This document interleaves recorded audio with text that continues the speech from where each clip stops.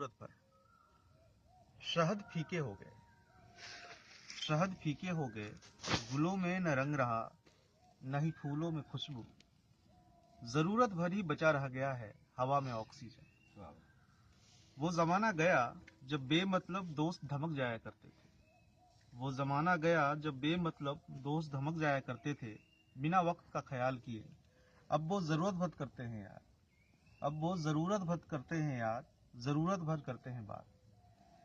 वो दिन तो कब के लद गए जब गमछे में भरकर साग, वो दिन तो कब के लद गए जब गमछे में भरकर साग, नए फसल का गुड़ या डब्बे भरा अचार या गाय का घी लेकर पहुंच जाया करते थे रिश्तेदार। अब वो भी जरूरत भर करते हैं यार, अब वो भी जरूरत भर करते हैं यार, करते हैं मतलब भर ही बात। वह जमाना भी गया जब फोन पर हाल समाचार पूछने पर गांव में बसी माँ परिवार से शुरू कर मोहल्ले और फिर पूरी बस्ती का हाल बता देती थी। बताती थी कि कैसे पछुआ ने किया नुकसान आदमियों, मवेशियों और फसलों का एक साथ। वह दिन तो अब याद भी नहीं जब किसी के घर कहीं से आया कोई सामान पूरे मोहल्ले में बट जाया करता था, खोइंचे की शक्ल। गालिबन किसी के घर आया मेहमान सबके ही घर आया मेहमान हो, और मेहमान को सच में यही लगता भी था।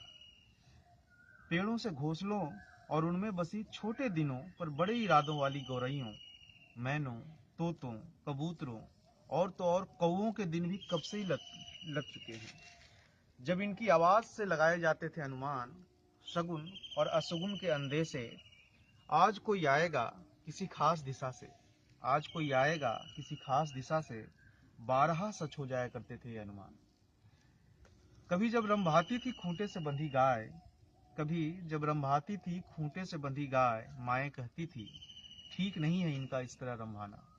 माएँ कहती थी ठीक नहीं है इनका इस तरह रंभाना। जब रोने की आवाज में भौंकते थे कुत्ते, तब चिंतित हो जाया करता था पूरा गांव। जब रोने की आवाज में भौंकते थे कुत्ते, तब चिंतित हो जाया करता था पूरा गांव। यहाँ तक कि बिल्लियों और बिलाड़ों के दिखने की भी अपनी मान्यताएं थी, यहाँ तक कि बिल्लियों और बिलाड़ों के भी दिखने की अपनी मान्यताएं थी, उल्लू और चमगादड़ की तरह हैरत अंगेज।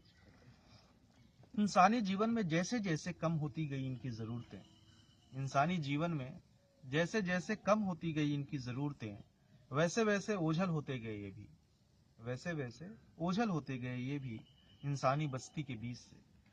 अब जब इंसान भी जरूरत भर रख रहे हैं इंसानों से वास्ता, अब जब इंसान भी जरूरत भर रख रहे हैं इंसानों से वास्ता, क्या बचे रह सकेंगे वो भी?